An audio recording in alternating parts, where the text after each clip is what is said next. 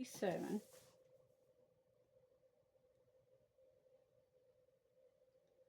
of In the Beginning and in the End. And this is March the 8th, 2025 by Man's Calendar. And it's not as late as I thought it was, so I thought it was time for me to get ready for church, but I still got a little while, so I'm going to go ahead with at least one more part of this and try to get them up here in the next few minutes. And then I gotta go because there is service tonight. Fritz, Church of God, everyone welcome. Do hope people will come out. Like I said in a post I made the other day,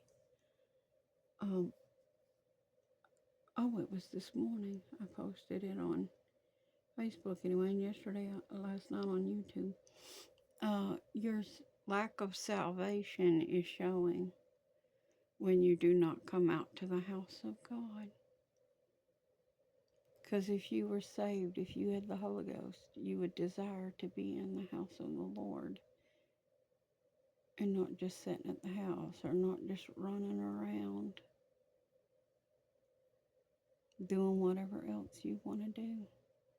You're showing who your God really is, the one you're worshiping, by being elsewhere instead of in the house of God.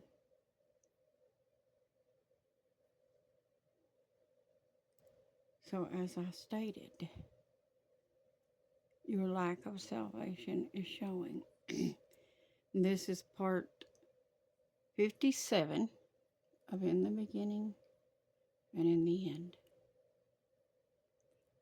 And this is March the 8th, 2025 by Man's Calendar.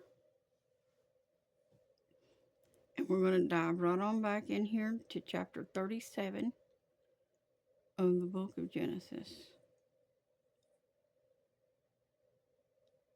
And Jacob dwelled in the land wherein his fathers were a stranger, in the land of Canaan.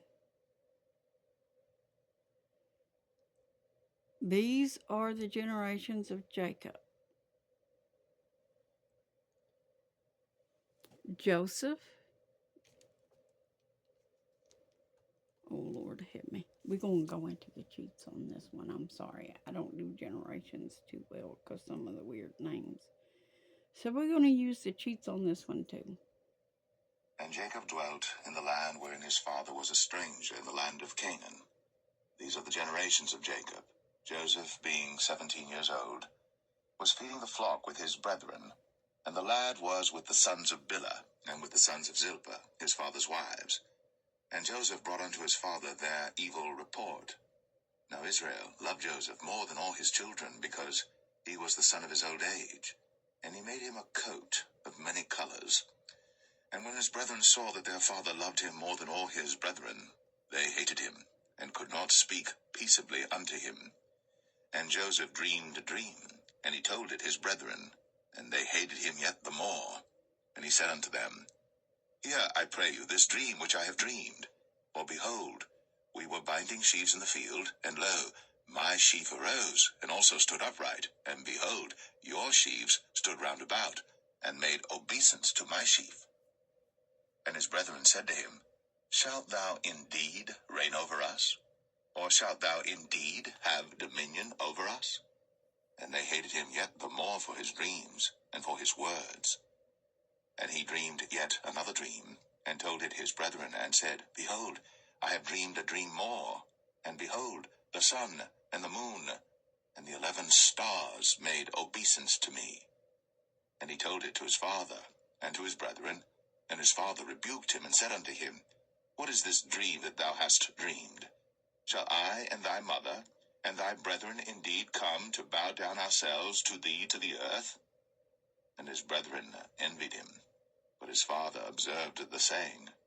And his brethren went to feed their father's flock in Shechem. And Israel said unto Joseph, Do not thy brethren feed the flock in Shechem? Come, and I will send thee unto them.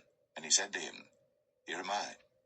And he said to him, Go, I pray thee, see whether it be well with thy brethren, and well with the flocks, and bring me word again.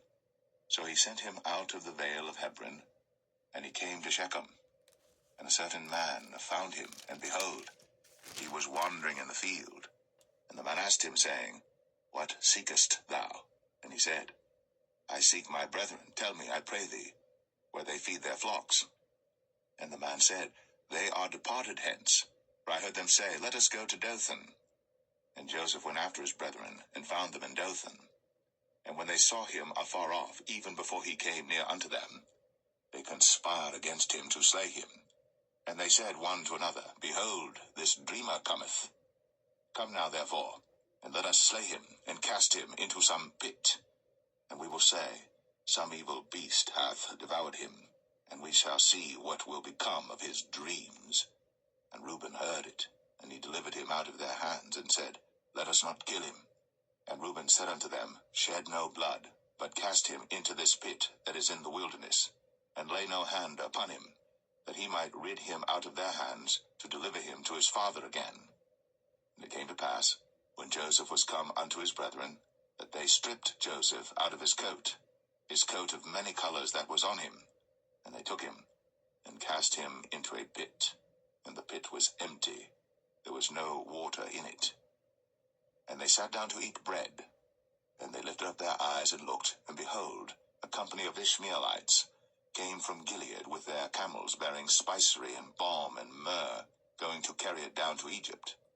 And Judah said unto his brethren, What profit is it if we slay our brother, and conceal his blood? Come, and let us sell him to the Ishmaelites, and let not our hand be upon him, for he is our brother, and our flesh. And his brethren were content. Then there passed by Midianites, merchantmen, and they drew and lifted up Joseph out of the pit, and sold Joseph to the Ishmaelites for 20 pieces of silver, and they brought Joseph into Egypt. And Reuben returned unto the pit, and behold, Joseph was not in the pit. And he rent his clothes. And he returned unto his brethren, and said, The child is not, and I, whither shall I go? And they took Joseph's coat, and killed a kid of the goats, and dipped the coat in the blood. And they sent the coat of many colors, and they brought it to their father, and said, This have we found. Know now whether it be thy son's coat or no. And he knew it, and said, It is my son's coat. An evil beast hath devoured him. Joseph is without doubt rent in pieces. And Jacob rent his clothes, and put sackcloth upon his loins, and mourned for his son many days. And all his sons and all his daughters rose up to comfort him. But he refused to be comforted, and he said, For I will go down into the grave unto my son mourning. Thus his father wept for him. And the Midianites sold him into Egypt unto Potiphar, an officer of Pharaoh's, and captain of the guard. They sold him into slavery to get rid of him, to prevent his dream. This is what people do when they don't want God's plan to be done, but their own, and they try to stop what God is doing. But as it says in Romans 8:28, all things work to the greater good to them that love the Lord and who are called according to his purpose, which is exactly what Joseph was born for, God's purpose. Therefore, everything that happened to him was purposed by God to get him where he needed to be.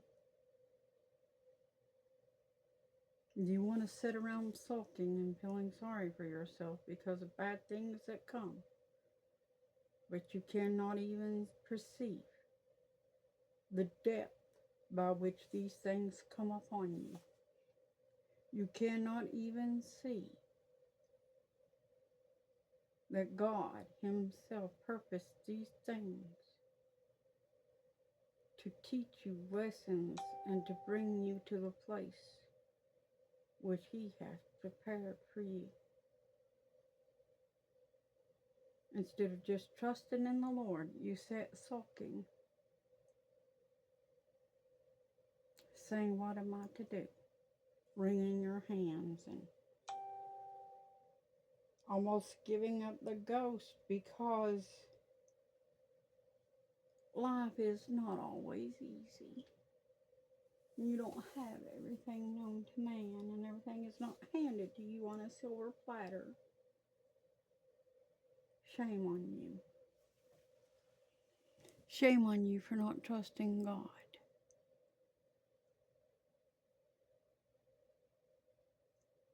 Shame on you for not listening to His Word and the countless stories throughout His Word, testimonies of how He raised His people up.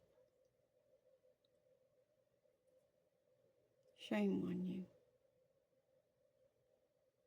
for being so selfish that you thought only of yourselves.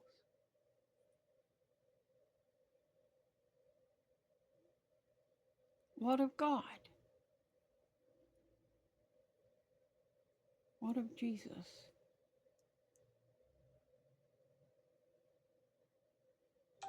What therefore then would thou do for Him?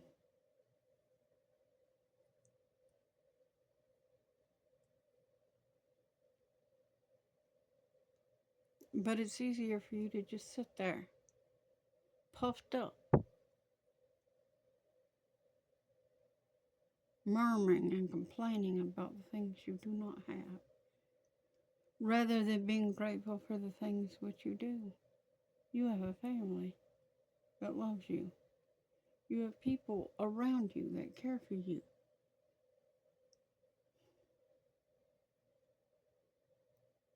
Some of us walk this road alone.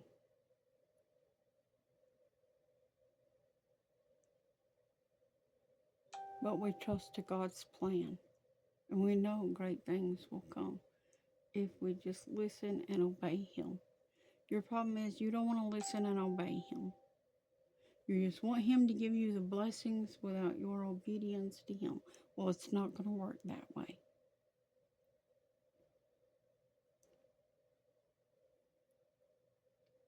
You should have been listening. You should have been doing. Look at all that Joseph went through. Look at all of it. And we still haven't even scratched the surface of what he's going to go through yet. He still has much more to go through in order to become that which God set him to be.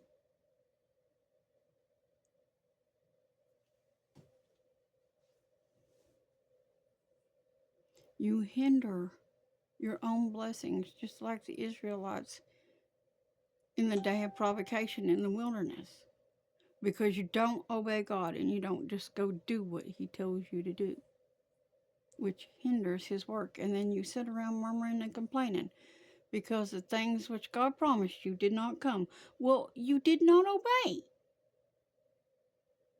You did not obey.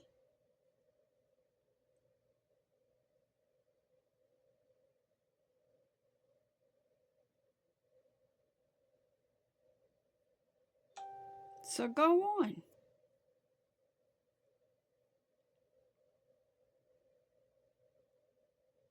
And why didn't you obey? Because you wanted it your way and not His.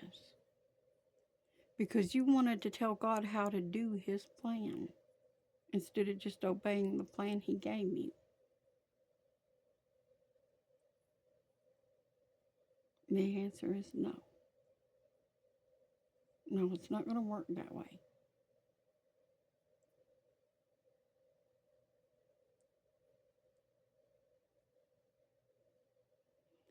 So,